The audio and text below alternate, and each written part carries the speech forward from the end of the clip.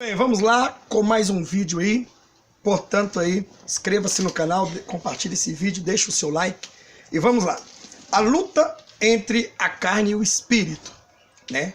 Romanos capítulo 7, versículo 15 e 20. Então eu vou ver se eu encurto bem esse vídeo, eu vou ler e dar pouca explicação aqui, né? Não muita. A introdução aqui que eu quero neste momento, o apóstolo Paulo, mesmo sendo um homem santo e usado por Deus, até para ressuscitar pessoas, em Atos capítulo 20, versículo 1 e 7, descreve neste texto a sua luta contra o pecado, para que não me ensoberbecesse com a grandeza das revelações, foi-me posto um espinho na carne, mensageiro de Satanás, para me esbofetear, a fim de que não me exalte. 2 Coríntios capítulo 12, versículo 7. Estas palavras servem para todos até hoje, porque mostram o sentimento de um coração que deseja se livrar do pecado. Existe uma luta interior em cada ser humano entre a carne e o espírito. A carne deseja cada coisa temporais e humana, muitas vezes destrutiva, se não forem cometidas, né? Muitas vezes destrutivas se não forem cometidas. O espírito almeja o que é invisível, espiritual. Tem consciência dessas lutas interior e imprescindível para que deseja servir a Deus. Se vivemos no espírito, temos a vida e paz. Mas se vivemos na carne, a consequência é a morte. Romanos capítulo 8, versículo 5, capítulo 8, versículo 5 ao 11, né? Porque essa luta parece maior na vida de um cristão. Então eu te pergunto assim, por que esta luta parece maior na vida de um cristão? Porque o cristão passa muito mais lutas, né? Porque o cristão passa muito mais lutas, né? Essa é a pergunta. Por que a pessoa do mundo se conforma em satisfazer os desejos da carne e o crente não aceita e isso começa uma batalha? Ou seja, é porque a pessoa do mundo se conforma em satisfazer o desejo da carne e o crente não aceita isso e começa uma batalha. Então, por que um cristão passa a luta no mundo? Por causa de quê? Por causa que, na verdade, o pecado, né, ele aflige o cristão e o cristão rejeita, né? E o ímpio? O pecado aflige o ímpio não rejeita. Então, ele participa e está fazendo com que o diabo está satisfeito. Para vencer esta batalha, precisamos saber com clareza o que é obra da carne e o que é fruto do Espírito. Como está escrito lá em Gálatas capítulo 5, versículo 19 e 23. E alimentar o nosso espírito para que seja fortalecido e vença as paixões da carne. Jesus disse que é fraca, ou seja, a carne é fraca, o espírito é forte. Marcos capítulo 14, versículo 38. Como vencer a vontade da carne? Como vencer a vontade da carne. Pode ser esse o título, né? Como vencer a vontade da carne. Vamos aprender com a Bíblia o que fazer para fortalecer o espírito, né? Vamos aprender com a Bíblia o que fazer para fortalecer o espírito a vencer a vontade da carne. Vamos lá. Primeiro, vamos lá. Carne, resistir até o sangue. Hebreus capítulo 12, versículo 4. A declaração deste texto é extrema. O autor orienta a lutar contra o pecado até sangrar, se for preciso. Isso era algo real para o tempo apostólico, quando os cristãos eram perseguidos e preferiam morrer do que a negar a sua fé. Então, vocês têm que resistir, né, até com sangue, com sua própria vida.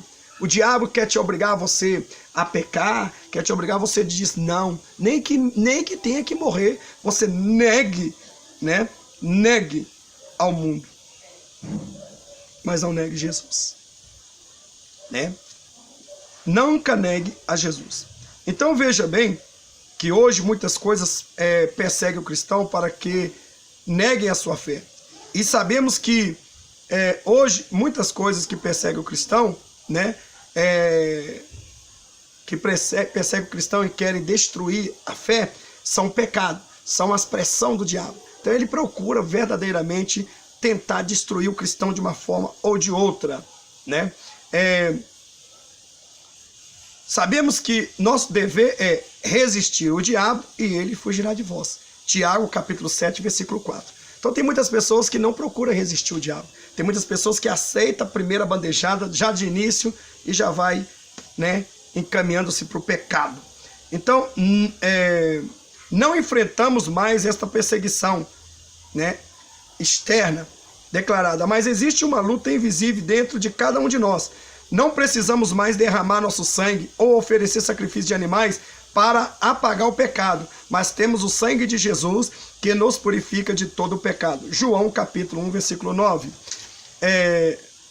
O hedonismo é a satisfação do prazer a qualquer custo. Tem sido ensinado às pessoas desde o berço. Os pais entendem tudo o que a criança quiser e assim crescem buscando seus interesses sem aceitar ou não. Por isso Jesus dizia a todos: se alguém quer vir após mim, a si mesmo se negue dia a dia, tome a sua cruz e siga-me. Capítulo 9, versículo 23 do livro de Lucas. Para ser um cristão é preciso vencer o hedonismo que aprendemos desde a infância e dizer não para a vontade da carne. Se você sempre dizer não para a vontade da carne, com certeza você vencerá o teu inimigo, né? Você tem feito resistência ao pecado ou tem alimentado os seus desejos carnais? Quer dizer, você tem feito resistência ao pecado, né? E tem alimentado os seus desejos carnais. A pergunta é: você tem feito resistência ao pecado ou tem alimentado os seus desejos carnais? Quer dizer, se você não tem resistido o pecado, é porque você está realmente propício a continuar traindo a Deus, não é verdade?